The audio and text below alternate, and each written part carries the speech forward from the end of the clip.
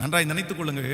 நீங்கள் தனியாக நிற்கும் போது உங்களுக்கு கிடைக்கிற முதல் பிளஸிங் என்ன அப்படின்னா, உங்க கூட ஆண்டவர் நிற்பாரு. உங்க கூட ஆண்டவர் நிற்பாரு. நீங்க எப்பெல்லாம் தனியா நிக்கிறீங்களோ, எப்பெல்லாம் தனிமையிலே தள்ளப்படுகிறீர்களோ, உங்கள் சொந்தங்கள் வெறுத்து தள்ளுகிறார்களோ, உங்கள் வேலை ஸ்தலத்திலே வெறுத்து தள்ளப்படுகிறீர்களோ, உங்கள் குடும்பத்தில் இருக்கிறவர்கள் வெறுத்து தள்ளுகிறார்களோ, நான் தீர்க்க தரிசனமா சொல்றேன், நீங்க தனிமையை நிற்கும் போது நீங்க தனியாள் அல்ல. உங்க கூட கண்ணுக்கு தெரியாமல் ஆண்டவராகிய இயேசு கிறிஸ்து உங்களுக்கு துணையாய், உங்களுக்கு ஆதரவாய் உங்களோட இருக்கிறார் என்கிறதை நீங்கள் மறந்து விடவே கூடாது. தனியாக நிற்கும் போது கர்த்தர் நம்மோடு கூட இருக்கிறார்.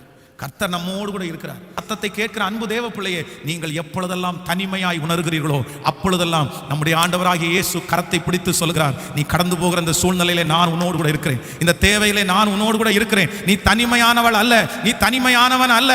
உன்னை தனியாக விடுவதற்கு நான் அப்படி உனக்கு செய்ய மாட்டேன், உன்னோடு கூட இருப்பேன் என்று கர்த்தர் வாக்கு கொடுக்கிறார்.